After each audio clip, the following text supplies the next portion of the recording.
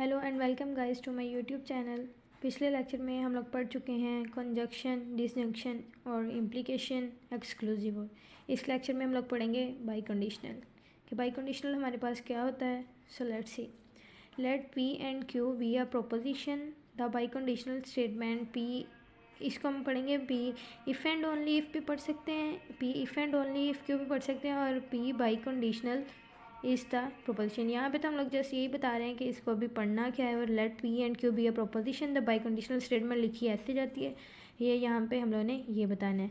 इसको हम लोग क्या पढ़ेंगे, P if and only if Q. ठीक है, अब हम देखेंगे P if and only if Q which is true when p and q have the same truth values. कि अब हमारे पास अगर p if and only if q तभी हमारे पास ट्रू होगी जब हमारे पास इसकी सेम ट्रूथ वैल्यूज़ होंगी, एंड इज़ फॉल्स अदरवाइज। अगर ये ट्रूथ वैल्यू सेम नहीं होंगी तो फॉल्स होंगी। इसका अभी हम नेक्स्ट जाके ट्रूथ टेबल भी देखते हैं। Let p be a statement, हमारे पास p अगर एक स्टेटमेंट है, उसकी ये शेप इज़ अ ट्राइंगल, और क्यू उन्होंने हमें दी हुई है इट हैज़ एग्जैक्टली 3 साइड्स, और हमारे पास क्यू के 3 साइड्स हैं। अब यहाँ पे क्या है हमारे पास, p biconditional q, shape is a triangle if and only if it has 3 sides. अब हमें पता है कि एक ट्राइंगल की हमारे पास शेप क्या है, ट्राइंगल, और उसकी 3 साइड्स होती हैं 1 to 3। ये हमारे पास ट्रू वैल्यू है।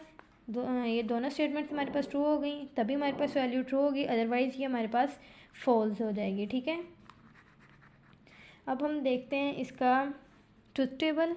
ट्रुथ टेबल हमारे पास क्या है, पी और क्यू। पी की truth truth, true true, false false ले लिया। क्यू का ट्रू फॉल्स, जैसे हम लोग अपना ट्रुथ टेबल बनाते हैं।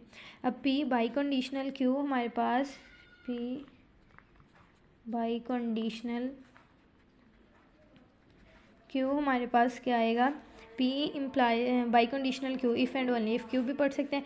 ट्रू ट्रू ट्रू, ये हमारे पास ट्रू आ गई, जैसे कि हम स्टेटमेंट में देख चुके हैं। ट्रू फॉल्स फॉल्स, ये फॉल्स ही आएगी क्योंकि हमारे पास यहाँ पे एक फॉल्स है, तो यहाँ पे हमारे पास फॉल्स आ गई।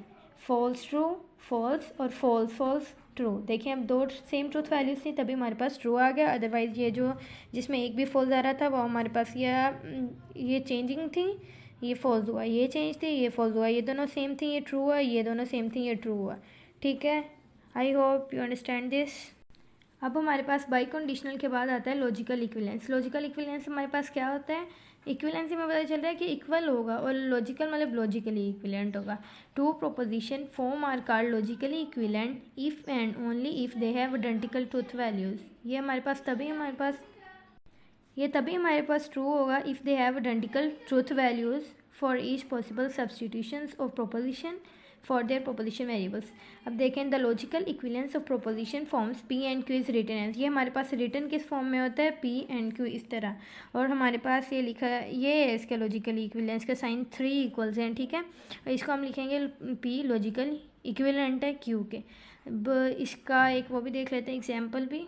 एग्जाम्पल से पहले इसका कुछ रूल देख लेते हैं कि ये कैसे हम लोग चेक करेंगे।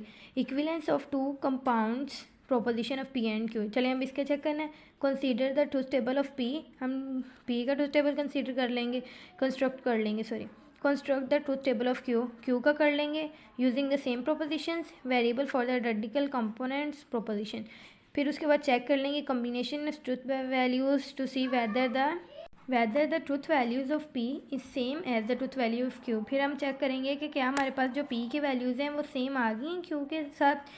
If in each row the truth value of p is as same as the truth value of q, then p and q logically. अगर इन दोनों की हम लोग चेक करने के बाद, ट्रूथ टेबल चेक करने के बाद देखेंगे अगर p और q की वैल्यूज़ इक्वल आ गई हैं तो हमारे पास ये लॉजिकली इक्विवेलेंट होगा, अदरवाइज ही नहीं होगा। इफ़ ये देखें नेक्स्ट है, if in same row p has different truth values from q then p and q are not logically equivalent. अब ये हमारे पास एक एग्जांपल है, इसको हम सॉल्व करके देखते हैं। नॉट p इंडिकेशन p से वैसे कहते हैं इज इक्वल होगा p के। Let's solve it. अब देखें मैंने यहाँ पे एग्जांपल लिख लिया है, अभी सामने इकट्ठे सॉल्व करते हैं, आप लोग भी निकालो अपना।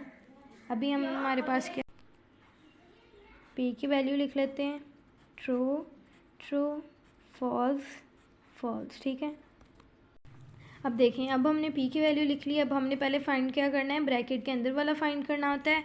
सो हम पहले कर लेते हैं not p।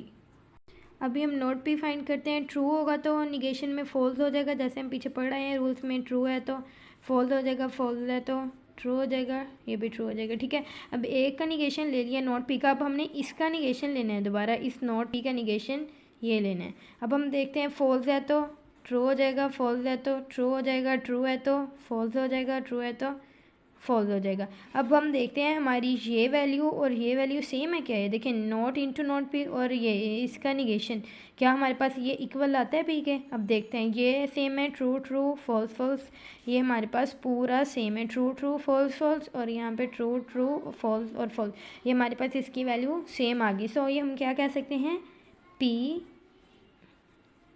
Not P into not P logical equivalent है हमारे पास पी की वैल्यू के इक्विवेलेंट है। ठीक है, हम कह सकते हैं ये हमारे पास क्या है, लॉजिकली